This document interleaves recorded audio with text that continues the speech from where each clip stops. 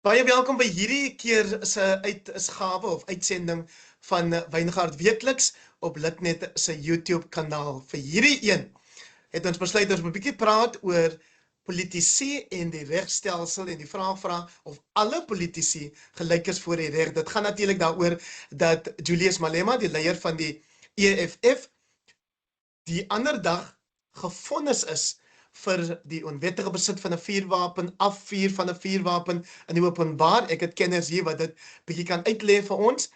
En dan wil ons uiteindelik daarmee kom by die Palapala saak en die nuutste nuus is dat ons nasionale polisiekommissaris Fani Masemola nou 'n beskuldigde is in die sogenaamde Ketmatlala Medicare 24 tenderbedrog saak. Ek verwelkom vir Paulie van Wyk.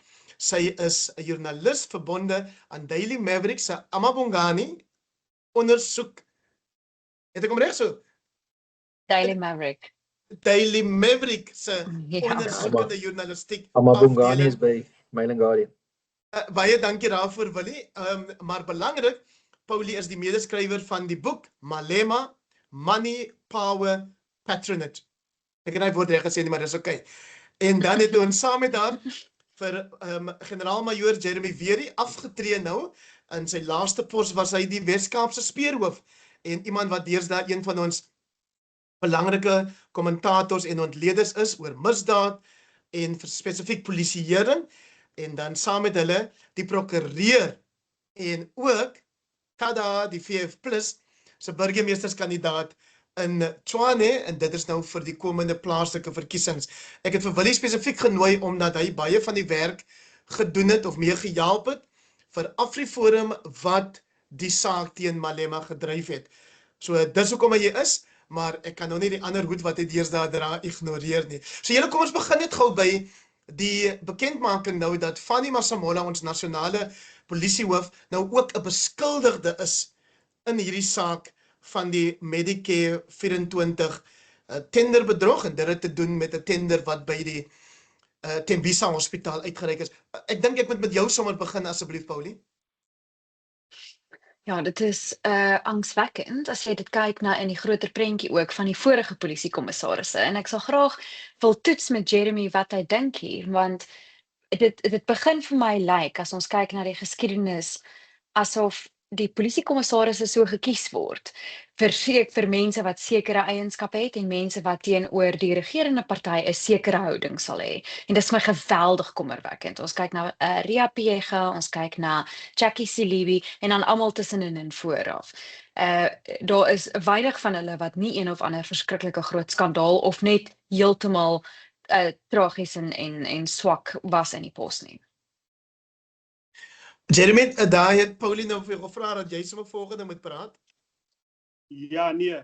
Kyk, ons moet verstaan of die polisiekommissaris van 'n siviele agtergrond kom of van binne die polisie. Dis 'n aparte kontrak. Ja. Dis 'n politieke instelling. So kom ons begin eers daar. Met ander woorde, hy is nie meer 'n gewone polisieman of 'n polisiebeampte nie. Dis wat dissiplinêre reëls betref in terme van die interne bestel, is hy word nie gemeet sy gedrag teenoor dit nie. Hy word net gemeet teen die terme van sy kontrak met die president. Wat 'n heel ander storie is. So daar's dissiplinêre reëls en dissiplinêre bestel vir ons in die polisie wat nou nie so aangestel is en as iets totaal verskillend voor. Maar dit daar gesê, so of daai polisiekommissaris gelyk is voor die reg, voor die gereg, soos ek wat 'n normale polisieman sou wees buite daai kontrak, 'n normale siviele persoon, is 'n politieke saak, nie 'n regstegniese kwessie nie. En dit moet polities na gekyk na daai kontrak is. En wat daai kontrak reguleer, en wat 'n dissiplinêre prosesse daar is, waarvan daar geen is, 'n kodifiserende dokument, wat sê, gemeet teen dit as jy AB doen, sê die president vir jou, jy verkeerd opgetree, en in gevolge dit skop hierdie prosedure. Die proses is te arbitrair, sover as ek betref. Dankie. Kom ons hoor wat sê die prokureur. Ja, Heinrich, ek gaan nou praat as iemand wat gisteraan sommer die nuusberig op TV gekyk het en ek het verstom gestaan toe ek nou voor E-nuus sit en hierdie toneel speel hom af van die polisiekommissaris wat hier in die Landdroshof verskyn in siviele drag en na die tyd 'n kolonel openbare betrekkinge woordvoerder van die polisie wat daar baie goed gepraat het, maar eintlik dit was my 'n surrealistiese oomblik geweest waar hierdie openbare betrekkinge kommentator sê nee, hierdie is nou baie goed. Dit wys niemand is verhewe bo die reg nie. Die polisiekommissaris word gedagvaar om in die hof te verskyn. Hy word nie gedagvaar om in die hof te verskyn nie. Daar's klagtes, kriminele klagtes. Daar's 'n prima facie saak van misdaad teen hom. Die staat se aanduiding is dat hulle vooruitsigte op 'n suksesvolle vervolging is goed. Kat Matlala moet nog voor die hof gebring word, maar jy het hier 'n vreemde situasie en eintlik het die land nog verder geregresseer om dit so te stel. Toe Jackie Selebe eers aangekla is hy ten minste geskort as polisiehoof. Dieselfde met Gomotso Paslani is ten minste geskort. Ons is nou in 'n situasie waar Fanny Masemola nog steeds elke dag kantoor toe gaan. Hy's nog steeds elke dag aan die hoof van die polisiediens en hier is 'n formele prima facie kriminele saak teen hom. Dit is angswekkend soos wat Paulie heeltemal tereg sê en ek kan my eenvoudig nie indink hoe die logika daarvan werk dat hy nie ten minste op spesiale verlof gestuur is of geskort is hangende hierdie kriminele ondersoek nie. Maar nou het Jeremy mos nou vir ons verduidelik, die verskil is juist ons meet hom aan die standaarde van 'n siviele aanstelling terwyl hy eintlik 'n politieke aanstelling was. En nou Jeremy dink ek, so ek moes nie so verbaas gewees het toe hierdie einste generaal Masemola voor die Madlanga kommissie of voor die ad hoc komitee gesê het, hy as die minister vir hom sê jy doen A, B of C, dan doen hy dit want dis sy baas en so ook met die president. Ja, nee, maar wat verbasing behoort te wees is dat hy verwys na die minister as sy baas. As ons verstaan wat hy kon, wat dit beteken. En dan word die heerse polisiekommissaris wat sê in die Kom ek vra jou net gou. Kom ek vra jou net gou, neem jy ooit in ag die invloed van Afrika kultuur wat sê die senior persoon in die familie en in die werksplek jy is altyd daai een so ondergeskikte. Nee. Daai kultuur is nêrens in ons reëls in die polisie of in die kontrak voorgeskryf. Ons moet goed meet nie aan mense se persepsies oor wat die polisie is 'n nasionale organisasie. Hy het mense soos ek wat uit 'n heel ander kultuurstroom uitkom. En dit word nie as jy veronderstel. Die persepsie om self te werk en te kyk na dinge deur 'n lens van ons aparte kultuursagtergrond. Dis in die eerste instansie wat moet verstaan. Dis juis dit wat ons probleme in die verlede veroorsaak het. So dis wat ons ver gaan beweeg. Maar wat ek vir hier net wil sê eenvoudig. Eens kom ek terug na die president en die kontrak. Die feit dat dit nie duidelik omskryf is nie. Dat ons weet nie wat hy kontrak sê nie. Die tweede ding is, ek wil teruggaan na die verwysing na die minister as jou baas. Waar in die grond, waar word die verhouding so beskryf? Al wat ek het verstaan in terme van artikel 207 van die grondwet spesifiek, daar word gepraat van directives. Wil ek jou mooi van directives verduidelik. Jy moet die Afrikaanse weergawe van die grondwet vind. Dit is baie meer beduidend. Dit praat van opdragte. Nee? Die tweede ding is word gepraat van die raamwerk van beleid waar 'n minister moet doen. En die tweede ding is daar is nie 'n beleid nie. Daar is 'n beleid wat hulle probeer skryf vir verlede jaar in Junie, maar dis nog nie is 'n beleid om van te praat word, wat daai hele verhouding kan omskryf nie, reguleer nie. So as die man binne in daai konteks sê, is my baas. Nou sê maar hy het nou Afrikaans gepraat. Daar was hy reg om te sê ek het opdragte uitgevoer van die minister waarin die baas opset miskien verstaanbaar is. Maar hier moet ons gaan kyk na hoe daar in daai veld, daai onbeduidendheid gespeel word met die grondwet. Om te sê, van die minister se kant af, of van sy kant af, luister, ons het reg gehandel. So, Wat gebeur, en daar was geen beïnvloeding nie. Ek het my job gedoen, as ek Afrikaans spreek, dan is ek 'n opdrag gevoer soos die grondwet van die. So, ons moet gaan kyk na 'n paar dinge van, as jy op kultuur gewys, na hoe die verskillende vertalings van die grondwet, in Zulu is dit baie erger, maar vertalings van die grondwet, van 'n persoon wat 'n polisiebeampte is, binne in hy konteks geïnterpreteer word van sy spesifieke taalagtergrond. Vir my Afrikaans wil wat opdrag wees, maar ek het 'n bietjie van 'n ander hier van dink hoe hierdie gaan. Maar dis die probleem wat daar is. So, maar ek sê moet ons huidige kommissaris en die minister se argument rondom dit is 'n argument met nawete.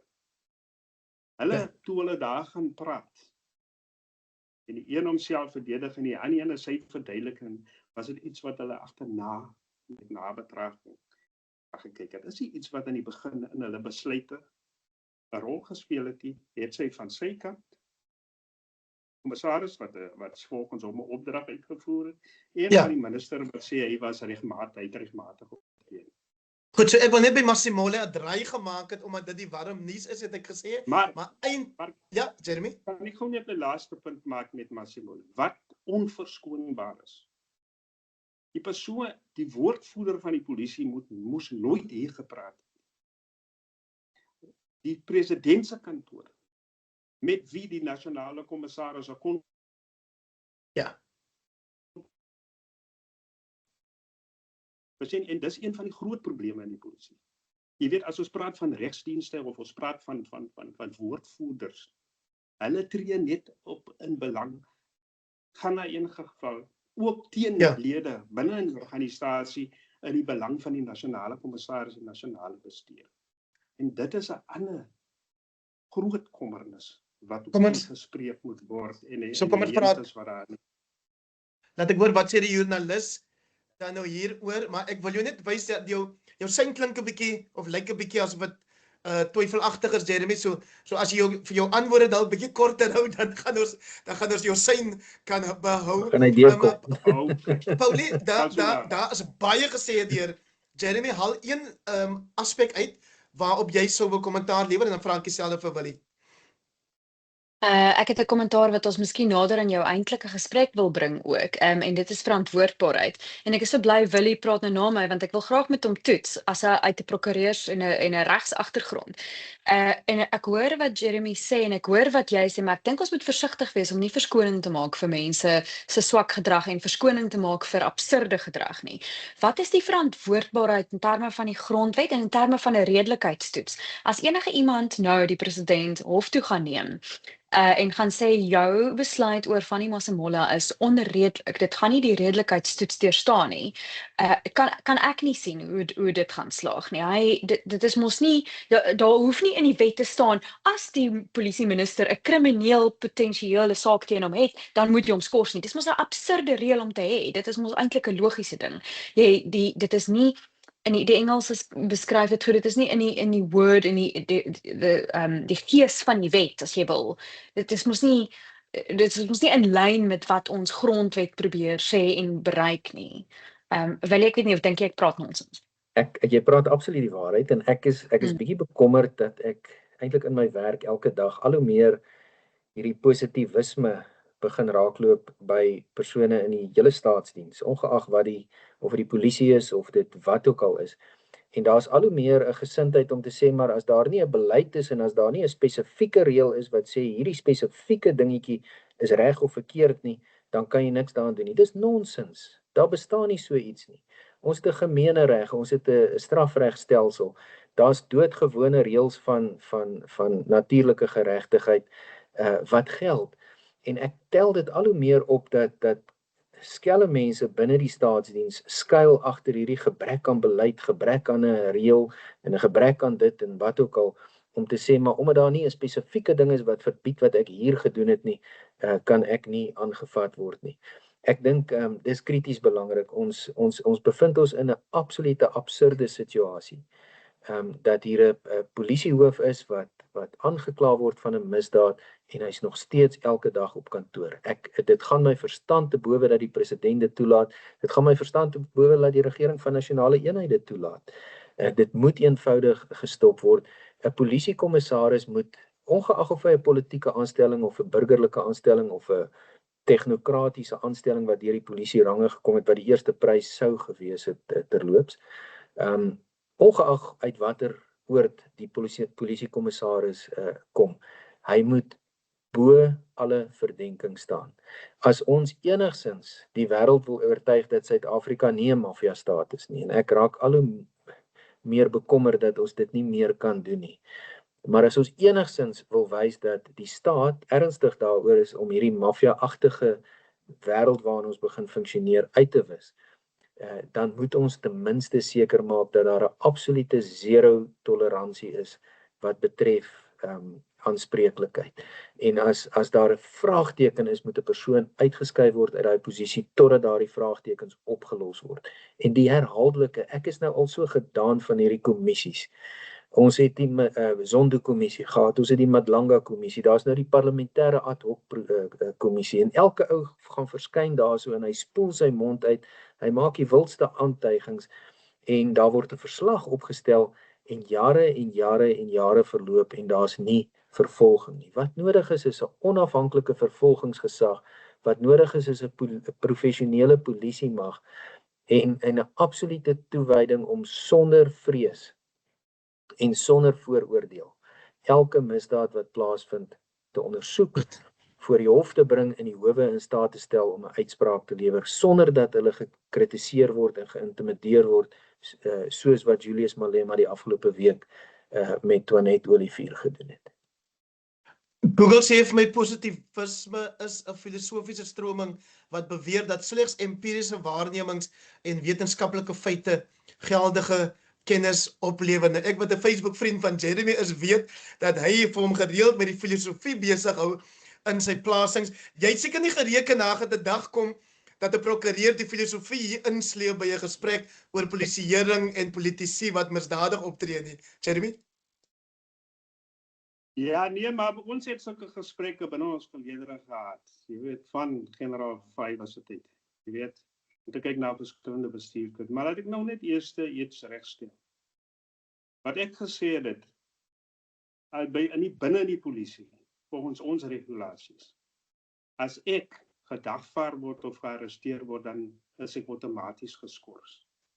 Maar dit geld nie vir 'n politieke aanstelling wat dit betref. So as ons praat van aanspreeklikheid, net om julle gerus te stel hierso, dis baie streng reg binne in ons in die reëls en ons interne dissiplinêre proses.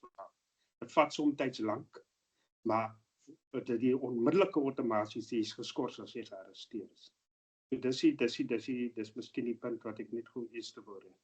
Maar daar is my 'n inherente spanning reeds in die feit dat jy sê dit geld nie vir 'n politieke aanstelling. Daar's geen rede objektief uit 'n regsoogpunt waarom 'n politieke aanstelling anders behandel word. Nie deur dieselfde kontrak gedek word. As jy 'n nasionale Maar dit beteken nie goedkeuring aan jou kant daar. Kommissaris word. Dit is 'n probleem. Ja, okay, so julle stem eintlik dan saam, dis Ons is op dieselfde bladsy. Dit is 'n probleem. Ek dink hulle moet volgens dieselfde kontrak en dieselfde reëls werk en nie 'n aparte proses nie. En dis vir my die probleem dat ons so iets het. Want in ander lande het hulle al aanbeweeg van dit. Jy weet, dis nie meer, hulle sê wel die politiek, as 'n politieke aanstelling, maar wanneer 'n persoon in die pos dan word die persoon aanspreeklik gehou volgens die regulasies van wat gepaard gaan met die dissiplinêre regime in hy pos. Jy in die hoofie instansie. Ons, so sekere ander lande, het 'n heel die tipe van persoonlik glo dit daar gelaat. Jy moet net gou die laaste gedagte herhaal, persoonlik wat? Persoonlik glo ek nie, daar moet politieke instellings Goed. wees in die Ja. polisie nie. Goed, Paulie, maar in die politiek is daar 'n hele ander spel aan die gang. As Julius Malema as leier van die EFF aangekla word, sal niemand hom uit daai pos uit verwyder tot hy homself of Dr. Pieter Groenewald hom dalk daar uit verwyder nie. Ja, maar kyk, dis nou weer 'n ander saak, nee. Ons praat nou van 'n politieke party en hier praat jy nou weer van vryheid van keuse. As jy vir 'n skelm wil stem, dan is dit jou absolute vrye keuse. Wat wel belangrik is vir daai demokrasie is jou reg om te weet waarvoor jy stem. En dis iets waarvoor ek natuurlik altyd sal veg is section 16 of afdeling 16 van die grondwet. Is nie net mense dink altyd dit gaan oor mediavryheid en oor 'n joernalis se reg om te sê of 'n mens se reg om te sê wat hulle wil sê, maar wat vir my baie belangriker is 16b is die mense se reg om inligting te ontvang. En dit is vir my die absolute belangrikste deel, miskien in die grondwet. Want daarvolgens beplan ons lewens. En Malema het mos nou maar sy eie fiefdom daar in die EFF opgestel. Hy is die hoof van sy party en hy het gesorg dat hy alle teenkanting en alle kompetisie uitskuif. Dit is nie heeltemal dieselfde as waar ons almal as burgers van 'n land onderhewig is aan 'n polisiekommissaris of iemand wat 'n pos in die staatsdiens volstaan nie. Dit is vir my twee verskillende goed, maar eties is dit natuurlik dieselfde ding, dink ek persoonlik. So my etiese waardes sou sê Malema moes homself maar daar miskien verwyder het. Maar dan weet ons ook Malema gebruik mag om meer geld te kry en daai geld om meer mag te kry. En dit is al waarom hy homself in die posisie van 'n EFF-leier sal hou. Want daarsonder gaan hy verskriklik sukkel om homself en sy goue kou te onderhou in die eerste plek. En sonder sy posisie as die hoof van die EFF, gaan hy nie, het hy nie ander inkomste nie. Hy verloor sy greep en sy mag op die land. En ek dink nie Malema se persoonlikheid kan dit nou hanteer nie. Willie, en dit is hoekom ons hom in die hof sien staan en weier om te aanvaar dat hy homself skuldig gemaak het aan sekere oortredings en eerder daarop antwoord deur die landdros Toinette Olivier en die aanklaer Joel Caesar van rasisme tot klein mannetjie syndroom beskuldig. Met wie afgereken moet word, sê hy nog by. Ek Heinrich, Malema se optrede is die optrede van 'n tipiese krimineel. Ek sien dit in my praktyk of ek nou 'n dissiplinêre verhoor by universiteit waar iemand oneerlik was en goed afgeskryf het. En of jy in 'n ernstige strafsaak werk of selfs in 'n egskeidingssaak waar jy met onmoontlike persoonlikhede wat mekaar vir in 'n weer werk. Daai verskywing van blame is die een gemene deler by mense wat 'n karakterprobleem het. Ja. En dit sien ons by Julius Malema. En Julius Malema het geen morele kompas nie. Vir hom is mag alles. En ek dink hy modelleer sy hele lewe. Hy modelleer sy hele politieke loopbaan ook op die loopbaan van Jacob Zuma. Ons weet dat hy die jeugleier was. Hy was destyds 20 jaar gelede toe ek die vorige ronde in die politiek was, onthou ek, het Malema net begin opgang maak en hy was toe bekend om te sê ons sal moord pleeg vir Zuma, ons sal doodmaak vir Zuma. En Zuma het sy Mshini Wam liedjie gehad wat sy handelsmerk liedjie geraak het. Malema het besluit hy vat Dubula Ibuna en Kill the Boer, Kill the Farmer, daai slagspreuke as sy handelsmerk liedjies waarmee hy 'n bepaalde gevolg opbou. Daar's nie substansie nie. Dit gaan oor mag, dit gaan oor die mobilisering van mense en dit gaan daaroor dat hy hierdie rolmodel wie hy naleef omdat hy geen ander waardestelsel het nie en die enigste dryfveer alwaaroor dit gaan is oor mag, toegang tot mag sodat hy toegang tot kontrakte, toegang tot tenders en alles wat daarmee saamgaan vir homself, sy familie en vir die hele netwerk wat rondom hom vorm aangeneem. Ek wil nie eers al die name noem, mense teen wie ons litigeer hierso in kontrakte wat met stadsrade van Tshwane reg deur tot in Limpopo gesluit word nie.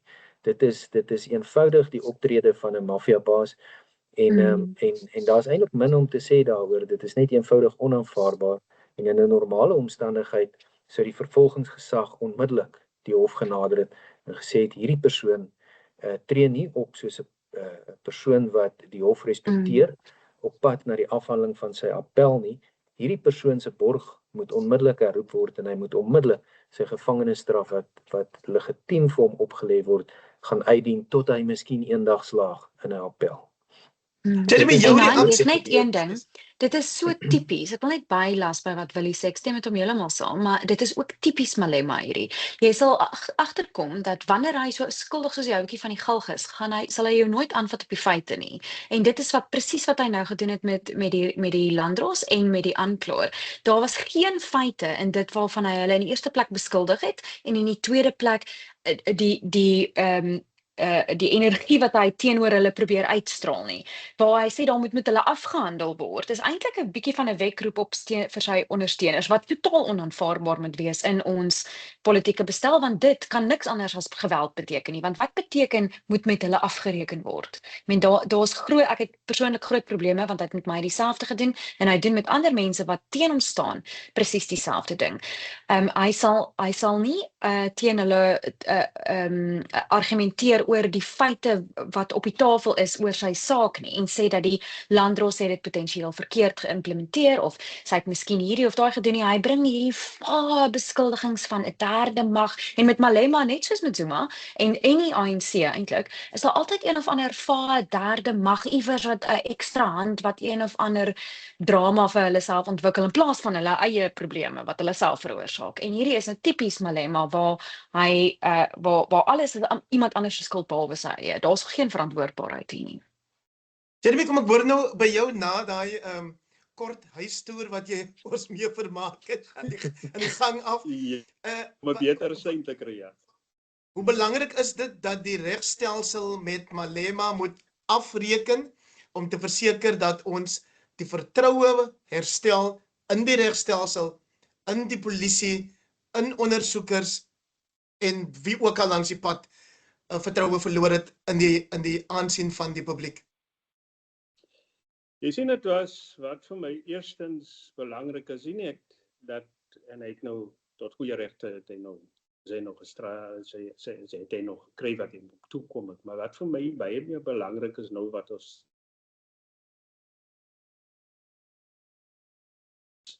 as daar 'n skuldige bevinding nou was op dieselfde feite wat daar in die oorspronklike dossier was toe dit voorgelê is aan die vervolgingsgesag, dan moet ons gaan kyk na wat daar gebeur het in die vervolg.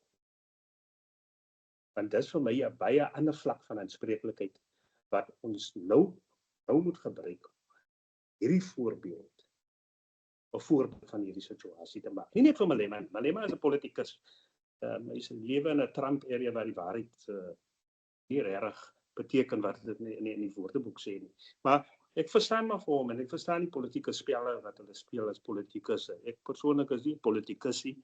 Ek beskou myself as iemand wat van 'n revolusionêre oogpunt afkom wat 'n heel verskillende ding is. Maar wat ek sê wat ons nou moet vra, as dit dieselfde feite is. Ek wil graag hierdie advokaat nou miskien vir my help sê. As dit dieselfde feite, wat gaan nou gedoen word om te kyk na hy mense die vervolgingsverslag waar hy besluit gemaak het om die te vervolg. En watter redes was ter sprake daar?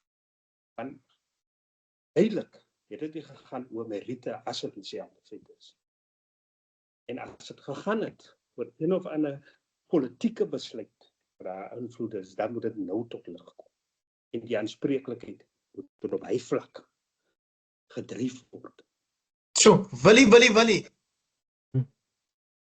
Praat, ek wil net seker maak of ek Jeremy se vraag verstaan. As jy praat van die besluit om nie te vervolg nie of te vervolg, verwys jy na die besluit van die vervolgingsgesag om Malema aan te kla van die vuurwapen voorval? Nee. Ek praat van die begin, die bestek van die begin. Behalwe die vervolg, ek praat van die feite soos in die dossier voorgelê. Die feite wat daar bestaan het, ten tye kort na die voorval wat veroorsaak dat daar nie 'n normale proses gevolg het. Dis vir my die vraag wat ek wat was daar ter sprake? Want as dit dieselfde feite is, wat veroorsaak dat 'n derde party nou van 'n ander rigting afkom. En hierdie sit so en vir ons die gevolg gee wat ons nou gesien het. Of hulle handeling vir ons die gevolg mee gebring het. Ja. Dan moet ons aan kyk na wat in die begin gebeur het. Met ander woorde, Willie, waarom was dit nodig dat AfriForum moes gesê het hierdie saak Ja, waarom was dit nodig? te word? Ja, ek AfriForum het hier goeie werk gedoen, maar ek wil van die mense weet wat daar in die begin was. Ek wil van die speurders weet waar hy dossier hof toegenoem het, wat 'n feite daar was. En dan wil ek weet wat 'n feite voor die vervolgingsgesag gelê word. En indien dit identies is soos die feite soos dit dan wil ons dan moet ons 'n antwoord kry oor wat hy besluit het. Willie? Nee, dis hoekom ek nou vra na watter voorval ons verwys, want daar's 'n hele rits voorvalle. Paulie het wonderlike werk gedoen wat ook prima facie misdade ontbloot het, wat ook nie vervolg is nie. Dis nog tot vandag toe nie vervolg nie. Ek dink terug aan die Ratanang Trust, hele sage in die Limpopo provinsie, On Point Trading en die sakevennote wat hy daar gehad het. Daai goed is nie vervolg nie en daar het 'n brand uitgebreek op 'n stadium in die Landdroskantoor in Polokwane. In my ervaring en in my skakeling met Gerry Nel en sy span daarso, is hulle ervaring dat daar is verseker 'n huiwerigheid as gevolg van politieke aanstellings en as gevolg van politieke inmenging binne die polisie se werking en binne die vervolgingsgesag se werking, is daar 'n huiwerigheid om sekere goed te vervolg. Die realiteit is doodgewoon die politici streef politieke belange na. Daar's verkiesings wat op pad is, daar's elke 5 jaar 'n verkiesing. ANC is nie meer in die meerderheid nie, hy's afhanklik van koalisievennote en daar's deeglik daai bewustheid dat hierdie ou is die ou wat my politieke loopbaan moet red as ons na die verkiesing onder 50% lê of wat ook al. En al daai faktore is faktore wat 'n rol speel. Dan is daar die ou onderliggende, dink ek, die ou struggle denke. Dit is ongelukkig so en Jeremy, ek weet nie of jy met my gaan saamstem nie. Dit is 'n feit dat die struggle leiers in die apartheidsjare gedurende die struggle baie dikwels die lyne tussen kriminaliteit en die struggle het baie vervaag. Jy weet, as ek stories uit Melville hoor van ANC-aktiviste wat ook tegelyk drugdealers was in daai jare en wat die goed het mekaar oor en weer beïnvloed. So daar was altyd 'n baie dowwe lyn tussen die politieke struggle en gewone misdadigheid. En daai goed het ongelukkig in die 32 jaar sedert 1994 nie duidelik onderskeibaar geraak nie. Ek dink baie van daai praktyke het voortgeduur en prominente ANC-leiers wat gesê het ek het nie gestruggle om arm te bly nie. Hulle is uitgesproke daaroor. Hierdie struggle is 'n struggle nie net vir geregtigheid nie, maar is ook 'n struggle vir welvaart en die welvaart wat gerealiseer het vir daai politieke verbonde persone is astronomies. Dit is skrikwekkend om die bedrae te sien wat volg.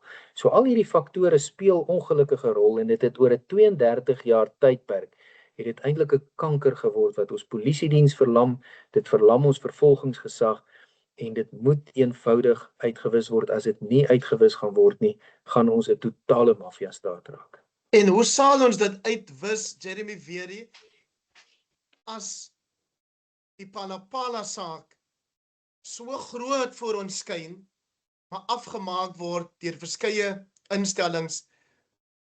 In die eerste plek dat die president, die huiseienaar, niks verkeerd gedoen het nie. Maar jou vriend Wally Rode, hy is die skermankel.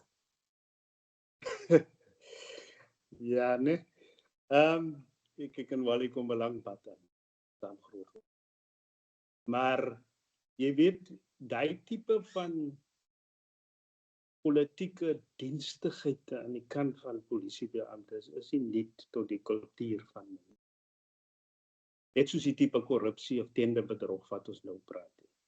Ons is in 'n stelsel wat hierdie goed van tevore weet. Ek sien geen verskil tussen 'n Eshel Rudy en die skandaal wat daar destyds gewerk met Milde en wat ek sien op 'n skaal nou. Praktyk die modus operandi is dieselfde. Ek sien geen verskil tussen polisiebeamptes wat polities dienstig optree met geheime opdragte van enige van die verlede as wat ons nou sien. Vir my is dit die aard van die Suid-Afrikaanse staatskultuur verander. Die smokkelkultuur, die kultuur dat ek moet buite die riglyne beweeg omdat ek voel dit regverdig die doel wat ek my het heiling nie verander in hierdie land nie. Dis hoekom ons 'n koloniaal Prinsloo kon arresteer vir die vuurwapens. Dit maak nie vir my saak of dit ANC of wat ook is nie. As iets wat hier moet verander in ons politieke ek het ook al dit gedoen dat die mense gesê hulle moet. Jeremy, ons het jou verloor. Iets moet verander. Jeremy, ek het ook al ek was ook al genader die politiek. Ek was ook al genader die politie waar gevra word, jy weet, kameraad, jy weet, is die situasie, dan weet ek, nee. As jy eers met lyn oor begin praat as 'n kameraad, dan weet ek, daar's een of ander onderdingse manier ding wat jy nou verwag. En al wat jy moet kan sê is nee. En dis vir my die ding. Ons is verby die era. En ek is soos in die ou nasionale party bestel, as die minister sê. En dan spring ons. Want die minister is oor grote gesag. So kom ek is verskriklik jammer dat ek jou onderbreek. En so vir my, ek weet my vriend het om aan 'n moeilike situasie bevind. Maar dit verskoon want die president het gesê, Wally, as hy miskien verkeerd getrap het in 'n situasie. Okay, maar kom ek vra jou nou, want die minister sê en die president bel en sê. Ek was onder die indruk dat die wet sê, wanneer daar 'n misdaad by jou woning gepleeg word, moet jy of iemand wat daar is, die misdaad aanmeld. Die president bel sy beskermingseenheid of bevelvoerder van sy beskermingseenheid en vertel dat daar 'n misdaad gepleeg is. Waar het die moeilikheid begin? Eerstens, dit was aangemeld. Van Wally Rode, generaal Rode, daar's geen verskil tussen hom en 'n ander polisieman nie. Is net verskillende spesialiteit wat hy in is. So, tegnies gesproke kan die president sê ek het dit aangemeld aan die naaste persoon naby. Hy het nou nie gery na 'n polisiestasie. Daar's geen voorskrifte wat sê jy moet spesifiek nou gaan nie, want die beampte, as jy nou vir my langs die pad raakloop en ek is aan diens. Jy weet, as 'n misdaad in my teenwoordiging gepleeg word, dan sal ek dan my proses voor dan word dit 'n staatspurk sak. Weet wat ek gaan. Maar dit beteken nie dat jy hoef nou ry kanaal en as jy in put sonder water is om by 'n naaste polisiestasie te gaan, maar as ek daar staan op 'n toneel, dan praat jy met my. So dit ek wil nou die president verskoon nie, maar regstegnies was hy reg met die wat die vraag moet wees. As Rode is nie jou ondersoekbeampte nie. Nee? Daar kan die vraag gevra word, hoekom het jy dan nou nie gegaan na die stasie toe nie, waar daar ondersoekbeampte is, waar daar kapasiteit is, 'n vermoë gespesialiseer bestaan. En hoekom het jy dan nie die A1 geword vir 'n dossier, soos 'n staatsputdossier, wat dan deur die stasie ondersoek word en opgevolg. Toe wat daarna gebeur het, na die aanmelding, as 'n mens dit so sê, is waar die probleem lê, nie by die aanmelding. En tog, Paulie, het 'n regterlike ondersoekpaneel vir die parlement gesê, ons reken, daar is 'n prima facie saak waarop die president sal moet antwoord. Ja, absoluut. En dit is natuurlijk belangrik in die breër prentjie om te verstaan dat die hele staatsdiens word altyd so geskuif of so gerig om die president te beskerm en te help. Somtyds teregtelik so, in hierdie geval is dit verseker 'n probleem. En dit bring ons miskien terug na jou oorspronklike vraag, is al die politici gelyk voor die reg? En in hierdie geval dink ek die president word so bietjie meer verskoon, word so bietjie meer beskerm. En Willie, wat is die resultaat? Wat is die uiteinde daarvan as Suid-Afrikaners in elk geval bitter min vertroue het? Seker in politici, sommige, en spesifiek in die strafregstelsel of die regstelsel. Ek wil so 'n bietjie in die geskiedenis ingaan, sommer net interessantheidshalwe. Toe ek nou voor die tyd gedink het oor hierdie gesprek, toe dink ek aan 'n ou Engels regtelike regsreël wat ek as 'n student in die vak uitleg van wette van geleer het. En die Engelse regsreël sê the king can do no wrong. Dis 'n Engels regtelike antieke beginsel wat werklik gegeld het. So dis doodgewoon menslik dat in die antieke tye in Brittanje, wat nou maar die bron is van ons strafprosesstelsel vandag, was dit 'n gesindheid, die koning kan nie verkeerd doen nie. Daai gesindheid en kultuur leef nog ongelukkig baie sterk in baie gemeenskappe. Dit is net vooruitgang, ontwikkeling en realisering van konstitusionele waardes en alles wat daarmee gepaard gaan, wat die samelewing beweeg in 'n rigting van Engeland wat sê the king can do no wrong, tot 'n Verenigde Koninkryk wat nou die dag vir Prins Andrew gearresteer het weens verraad en weens sy eskapades op Jeffrey Epstein se eiland. Dit is 'n ontwikkelingsproses. So die goeie nuus is, ons kom almal van dieselfde plek af. Ons het almal dieselfde foute gemaak en daar's ruimte vir progressie en vir ontwikkeling in die regte rigting. Ons moet beweeg weg van wat in Engeland ook bestaan het van 'n gesindheid van the king can do no wrong, na 'n beginsel waar ons sê elke persoon is aanspreeklik vir wat verkeerd is. Dit gaan tyd neem, maar partykeer goeie dinge neem tyd. Ons moet geduldig wees. Ons het dapper mense nodig. Ons het eerlike mense nodig. Ons het mense nodig wat net eenvoudig sê kom wat wil. Ons weet wat is reg. Ons gaan aanhou die waarheid praat. Iewers breek die waarheid deur, iewers breek die lig deur en die stelsel verander.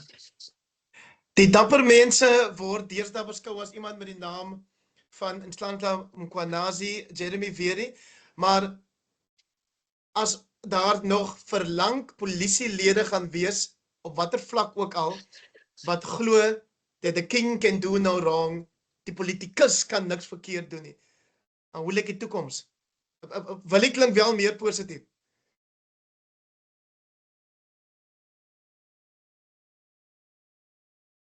Ja, daar vries hy nou. Daai sein. Jy het nog gevries, wat sê jy? Ek kon jou nie hoor, by die laaste deel hoor nie, jy het ook gevries. Ons het 'n situasie in ons land waar dit lyk asof daar senior polisielede is wat ook glo, soos die ou Britse reël, dat the king, die president, of enige politikus van 'n sekere aansien can do no wrong.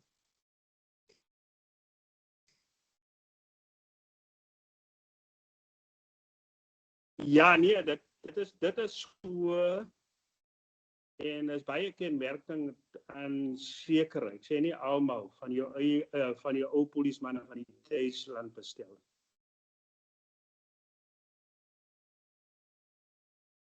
Nou, ja.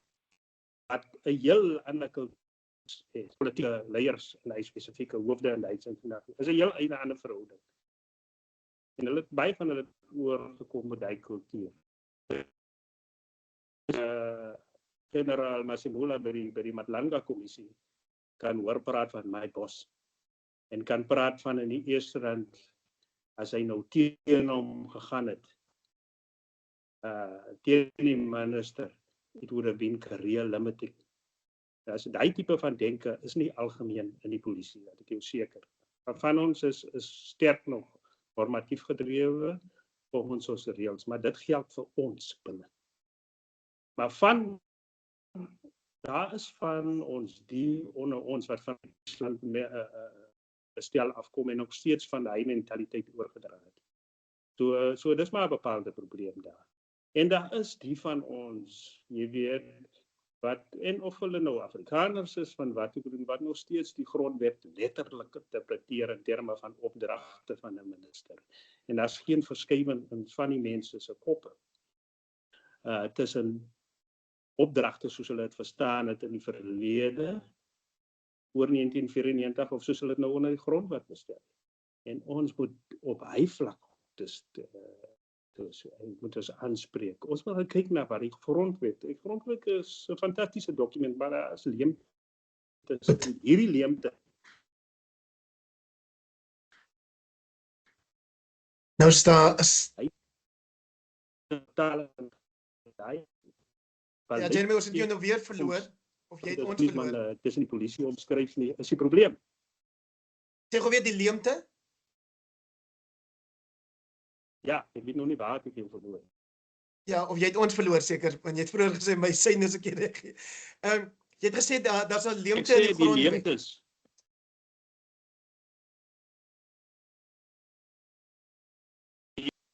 In terme van situasie van 'n Engels directives en policy. Dat moet aangespreek word. Dit moet aangespreek op die grondwet. Ons het hom so. Dit is die aard ook van die probleem. Goed, Paulie, en dan is daar die publiek wat staat maak op mense soos jy om al hierdie goed vir hulle te interpreteer, want hulle sit by die huis, hulle kyk na die nuus en hulle sê ek weet nie meer nie. Gee 'n laaste indruk oor politici en hulle invloedrol wanneer dit kom by regspleging in die land, want dit is 'n heel ander ervaring vir die gewone mense. Ja, dit is so. Ek dink ook politici neig soms en ek stem met Jeremy saam. Dit is nie net huidige demokratiese politici nie, is maar die politici in die apartheidsera ook. En as jy nou kyk na Amerika byvoorbeeld, selfde ding speel om daar uit. Daar's sekere mense soos George Orwell vir jou baie duidelik al 'n hele paar jaar dekades terug gesê het, party ag hulle self beter en minder verantwoordbaar en op 'n hoër vlak as die res, waar die res moet wetsgehoorsaam wees. En daai vermoed ek ons kan altyd hoop en werk na 'n beter situasie, maar ons moet besef dat dit waarskynlik die aard van mensdom is en dat dit ongeag van kultuur, ongeag van streek of van land, dat dit is hoe die wêreld aan mekaar gesit is, want dit is hoe mense reageer. Ons hou daarvan om so 'n bietjie uitsluitlikheid vir onsself te hou of aan iemand toe te dig, aan ons koning toe te dig. En ek meen ons het baie in ons eie land werk daar baie kulture sodat jy iemand op 'n verhewe plek plaas waar hulle met 'n klein bietjie meer kan wegkom as die res. En daar is dit vir my altyd geweldig belangrik dat daar mense is wat op die reguitlyn bly. Mense wat die wet interpreteer soos wat die wet ook bedoel is. Nie soos wat Willie net baie duidelik net vir ons verduidelik het dat daar mense is wat 'n bietjie van 'n kansie probeer vat om te sê dat as daar nie geskryf word dat hierdie klip nie in die pad moet lê nie, dan mag ek maar met hierdie klip maak soos wat ek wil nie. So jy moet die mense wat die gesindheid van die wet in ag neem en hulle denke en hulle manier van dinge doen daaroor ooreenstem. En hopelik is daar 80% of 90% van die land wat so kan wees en dat daar 'n kleiner gros is wat maak soos wat hulle wil en dikwels krimineel is, want dan kan 'n mens daarmee werk. En ek dink om daai ratio reg te kry, want in hierdie stadium vermoed ek haal ons oor na 'n bietjie groter ratio van mense wat maak soos wat hulle lus kry en dit bring my terug na jou oorspronklike gesprek en jou oorspronklike idee met hierdie gesprek. Dat verantwoordbaarheid sorg dat mense in lyn bly. Verantwoordbaarheid sorg dat mense nie daai ekstra kans vat waar hulle dit sou geneem het nie. As ons 'n polisiediens, valke, IDAC wat die spesialiseenheid in die vervolgingsgesag is en die vervolgingsgesag het wat werk soos wat hulle moet, wat die rapporteringslyne funksionerend is, waar die hele staatsmasjinerie, staatsintelligensie misdaadintelligensie, waar ons almal werk na 'n beter gemeenskap toe, in plaas daarvan om iemand te probeer beskerm of 'n parallelle staat te probeer opstel, dis dan wanneer ons almal wen. Maar wanneer ons almal in ons eie rigting probeer trek en hierdie koning probeer beskerm en opjemmel en hulle 'n klein bietjie meer verhewe hou as die res van ons, dis dan wanneer ons almal in is vir groot drama. Wanneer ons tyd is verstreke, maar ek wil vir jou 30 sekondes gee om asseblief vir my te sê, is hierdie mense wat nou kommentaar lewer of wat die idee het dat die absolute tragedie wat hierdie week in Emerentia in Johannesburg afgespeel het, in 'n padwoede voorval, toe die een persoon die ander doodgeskiet het, kan dit voorgehou word as 'n voorbeeld van hoe erg vuurwapengeweld in ons land is, as jy dink aan hoe Malema nie kon verstaan toe die landros sê, waar jy ook al skiet in die openbaar of 'n vuurwapen hanteer, is daar altyd die risiko vir 'n tragedie nie. Ja, ek dink die gees van wetloosheid is erg. En ek wil eintlik afsluit met nog 'n Britse wysheid van ou Lord Acton, wat gesê het power corrupts and Jeremy, ek is bekommerd oor die Afrikaner man wat nou al die Engelse aanhalings gebruik, maar gaan voort. Hulle het 'n paar wyshede kwyt geraak. Hulle taal is hulle het 'n klomp ander kwale, maar hulle het 'n paar wyshede kwaad geraak. Lord Acton het gesê power corrupts, absolute power corrupts absolutely. Vir my is daar iets, dis 'n waarskuwing, maar daar's ook iets goeds in ons land. Ons is in 'n land wat tot 'n paar jaar gelede absolute gesag by een politieke party en een politieke entiteit gesentraliseer gehad het. Die ANC was hierso 15 jaar gelede 69% sterk geweest. Dit het verander, dit is afgeskaal, daai absolute power is nie meer daar nie. En ons is nou in 'n groei pynfase waar ons in 'n nuwe bedeling ingaan waar daar nie meer absolute power gaan wees nie. Dit maak my opgewonde, dit gee vir ons geleentheid, dit maak nuwe deure oop om nuwe dinge reg te stel, nuwe magsbalanse te skep en waar ons met die regte mense met die regte motivering reg en geregtigheid en orde weer kan herstel in die land. Jeremy, letterlik 30 sekondes, anders gaan hierdie stelsel ons uitskop. Die polisie het ook nie meer daai absolute power soos toe ons 'n militêre staat was nie, kan jy my hoor? En is dit nie deel van die probleem oor waarom ons hierdie wetteloosheid vandag sien nie?